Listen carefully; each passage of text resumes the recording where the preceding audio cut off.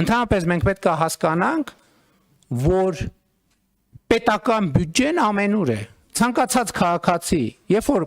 վարակույրը այսպես հետ քաշի եւ պատուհանից նայի,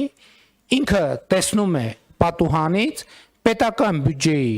ծախսային հոդված, պետական բյուջեի ծախս կամ պետական բյուջեի ծախսի բացակայություն։ Չկա ուրիշ, պարզապես ուրիշ որևէ տարբերակ։ Ցանկացած քաղաքացի, երբ որ իր տան պատուհան, երբ որ փողոցում քայլում է, ուղիղ է նայում, աջ է նայում, ձախ է նայում, հետ է նայում, ինքը տեսնում է Հայաստանի Հանրապետության պետական բյուջեի ծախսային հոդված կամ ծախսային հոդվածի բացակայություն կամ ծախսային հոդվածի անբավարարություն կամ ծախսային արդյունավետ ծախս կամ անարդյունավետ ծախս, այսինքն մենք ուր նայում ենք, տեսնում ենք պետական բյուջեի արտահայտություն։ Հիմա հաջորդը երջանիկ լինելու համար ինչա պետք է տեսության համաձայն մեջբերում Միչայելոց իրական Հայաստանի գաղափարախոսության նախագծից էր։ Պաշտպանված։ Ինչ է նշանակում լինել պաշտպանված։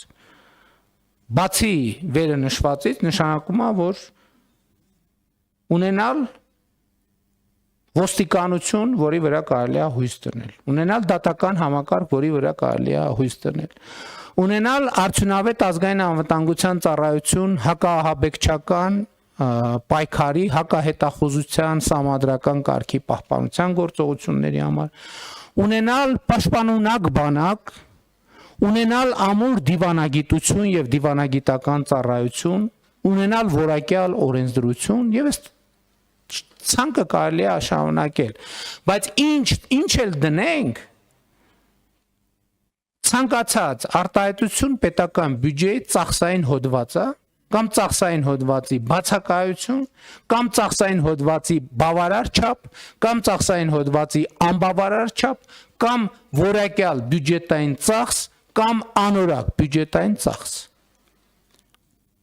Երջանիկ լինելու համար մարդը պետք է լինի առողջ։ Ակնհայտ է, թե ինչի մասին է խոսքը։ Եվ մեր տրամաբանությամբ ինչ որ մենք հիմա ուզում ենք անել, նաև դրա արտահայտություն է առողջապահական համակարգի արտահայտությունը։ Ասենք օրինակ մենք առողջապահական համակարգում պետական բյուջեից լիզինգի ծրագիր ենք իրականացնում, որով թե պետական, թե մասնավոր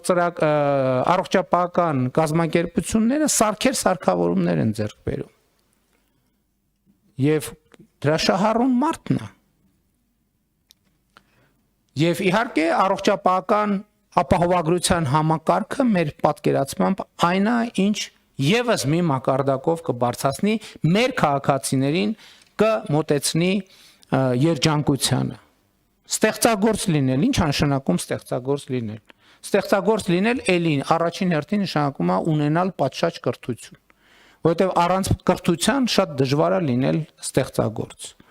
Սոցիալական միջավայր ունենալ, ինչ նշանակում ունենալ սոցիալական միջավայր։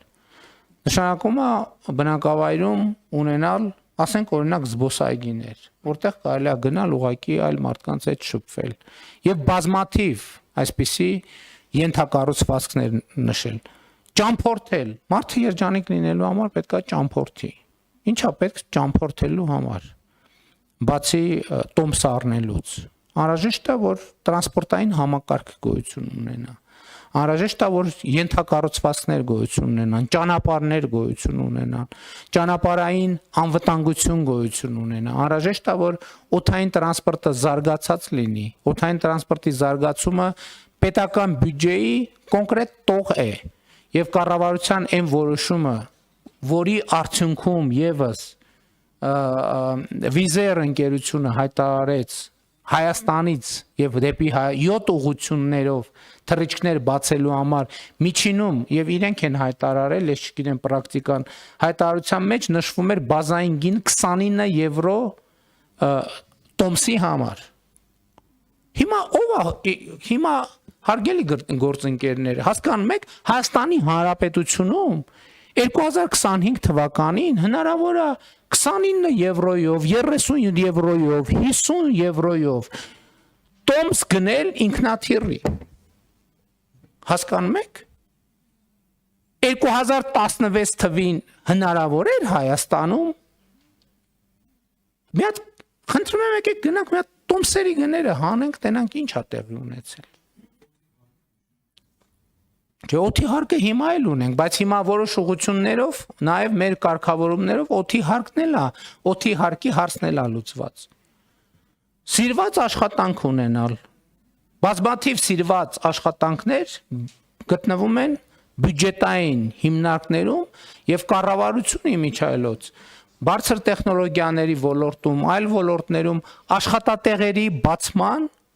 ծրագրեր է իրականացնում, աջակցության ծրագրեր է իրականացնում, որպեսզի ներդրողներին խթանի նոր աշխատատեղեր ստեղծել։ Առողջ սննդին հասանելիություն, սննդի անվտանգությունը ու սննդի անվտանգության ստանդարտների սահմանումը պետական բյուջեի կոնկրետ ծախսային տող է։ Առողջ ապրելակերպը նույնպես պետական բյուջեի կոնկրետ ծախսային տող է, սկսած մեր դպրոցներում եւ մեր համայնքներում մարզական ենթակառուցվածքներից, որը ստեղծվում է պետական բյուջեի այդ թվում միջոցներով, ներառյալ սուբվենցիոն եւ ոչ սուբվենցիոն ծրագրերով, բայց նաեւ քաղաքացիների ընկալումը առողջ ապրելակերպի նկատմամբ մեծացնելու համար, այդ թվում հանրահռչակման ծրագրեր ենք մենք իրականացնում, այդ թվում որ իմ կողմից հեծանիվ վարելու մղումը, դա էլ է որոշակի բյուջետային ծրագրի իրականացում ցույց տալու համար, որ ամոթ չի, որ 49-50 տարեկան տղամարդը հեծանիվ քշի, ամոթ չի ուղղակի։ Կներեք իմ կարծիքով ամոթ է, որ չքշի։ Հաղորդակից լինել հոգևոր կյանքին եւ մշակույթին։ Այսօր Հայաստանում շատ ակտիվ մշակութային կյանք կա, այդ թվում բյուջետային են ծրագրերի եւ են բանաձևերի միջոցով,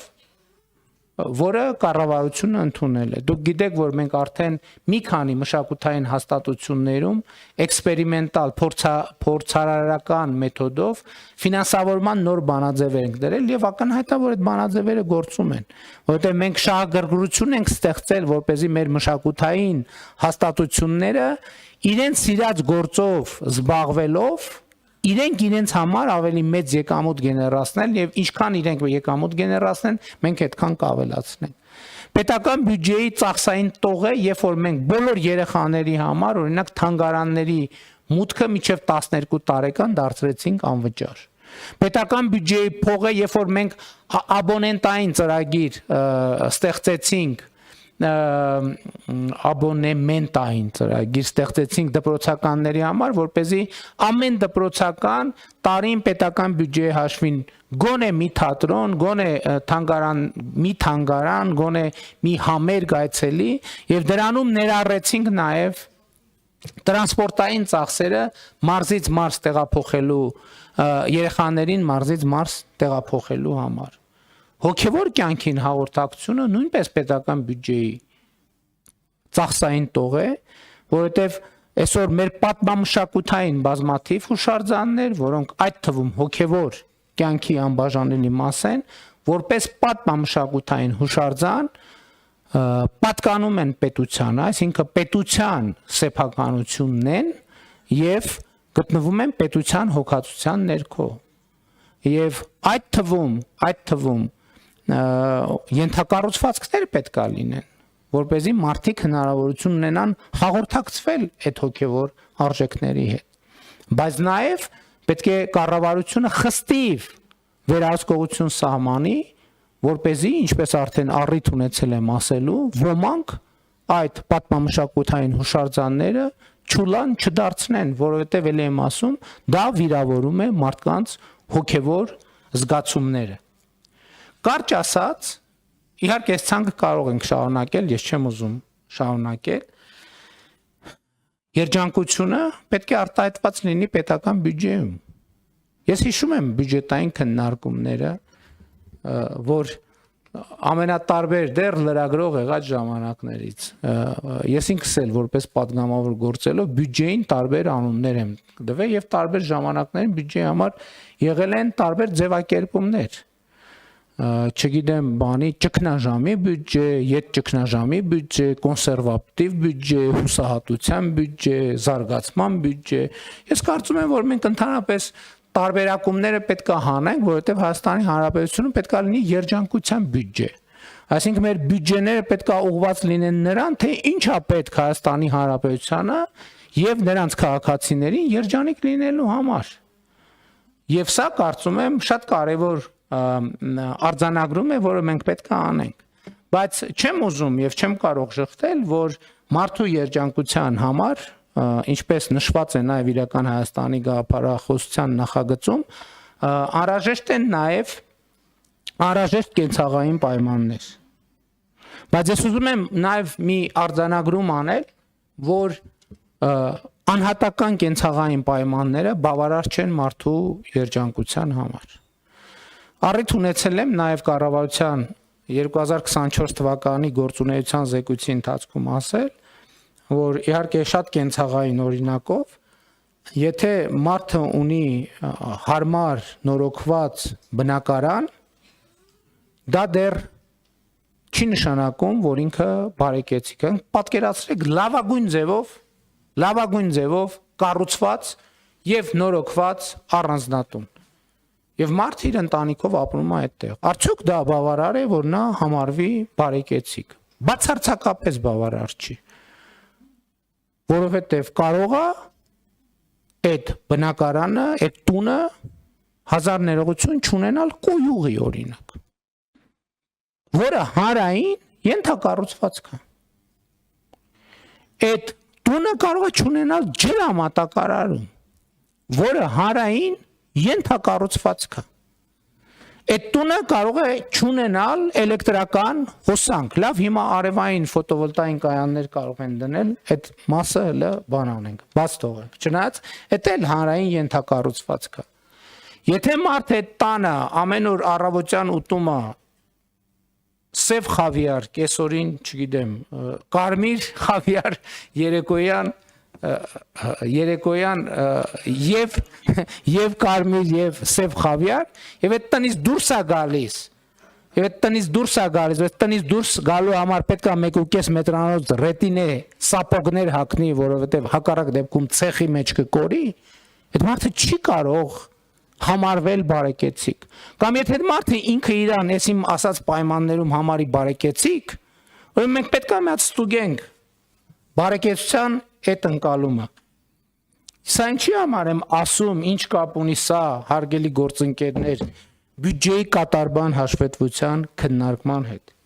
Իսկ կապը հետևյալն է, որ մարդու անհատական բարեկեցությունը կախված է ոչ այնքան նրանից, թե ինքը ինչքան փող է ծախսում իր ընտանիքի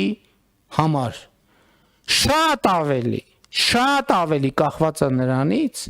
թե պետական եւ համայնքային բյուջեն ինչքան փող է ծախսում իր այդ նույն մարդկանց ընտանիքի եւ անհատի բարեկեցության համար։ Եվ այս ընկալումը առանցքային է, մենք պետք է սա հասկանանք, մենք չենք կարող առանց սա հասկանալու ունենալ բարեկեցություն Հայաստանի Հանրապետությունում։ Չենք կարող ունենալ։ Եվ այն պնդումը, որ ես առաջին անգամ, երբ որ արեցի ազգային ժողովում, մի քիչ էլ երևի սպոնտան, հաջորդ պահին լարվեցի, երբ որ ասացի, որ ոչ մի ընտանիք, բացարձակապես ոչ մի ընտանիք, ինքը իր կյանքի եւ բարեկեցության վրա չի ծախսում, չի կարող ծախսել ավելի շատ, քան ծախսում է Հայաստանի Հանրապետության պետական բյուջեն։ Բայց հետո ինչքան գնաց, ավելի արմատավորվեց այդ միտքը եւ դա դարձել է համոզմունք։ Ի վերջո եկեք հասկանանք, Հայաստանի Հանրապետությունում չկա գեթ մի քաղաքացի, անկախ սոցիալական եւ այլ կարգավիճակներից, չկա գեթ մի քաղաքացի, որը ինքը իր ընտանիքի բարեկեցության ապահովության համար ծախսում է ավելի շատ գումար, քան Հայաստանի Հանրապետության պետական բյուջեն եւ Հայաստանի պետական եւ տվյալ համայնքի համայնքային բյուջեն է ծախսում։ Եվ հետեւաբար հարգելի գործընկերներ, պետք է հասկանանք, ըմբռնենք խորությամբ, որ չափազանցություն նրանում, որ ասում եմ Հայաստանի Հանրապետության պետական բյուջեն մեր բոլորի հավաքական, բայց նաև մեզնից յուրաքանչյուրի ընտանեկան բյուջեն է։ Սրանում ոչ մի չափազանցություն չկա, եւ այս ամեն ինչի համար եմ ասում, հարկ վճարելու նկատմամբ մեր վերաբերմունքը պետքա փոխվի, ֆունդամենտալ ձևով պետքա փոխվի, որովհետեւ կա հարկ, կա պետություն, չկա հարկ, չկա պետություն, կա հարկ, կա բարեկեցություն, չկա հարկ, չկա բարեկեցություն, կա հարկ, կա երջանկություն, չկա հարկ, չկա երջանկություն, կա հարկ, կա ազատություն, չկա հարկ, չկա ազատություն,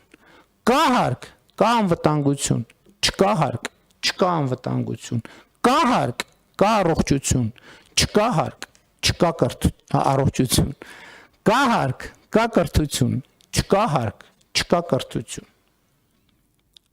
Սա ընդ որում այս թվարկումը ժամերով շարունակեն, կա հարկ, կա ճանապարհ, չկա հարկ, չկա ճանապարհ, կա հարկ, կա լուսավորություն, չկա հարկ, չկա լուսավորություն, կա հարկ, կա սոցիալական ապահովություն, չկա հարկ, չկա սոցիալական ապահովություն, կա հարկ, կա անտառ, չկա հարկ, չկա անտառ,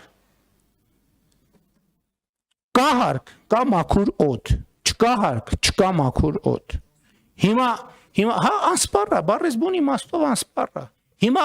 այն ինչ որ չկա, ինչի պատճառով է, որ չկա, հարկ չլինելու պատճառով է, որ չկա, աշխատանք չլինելու պատճառով է, որ չկա, հարկ վճարելու նկատմամբ վերաբերմունքի պատճառով է, որ չկա։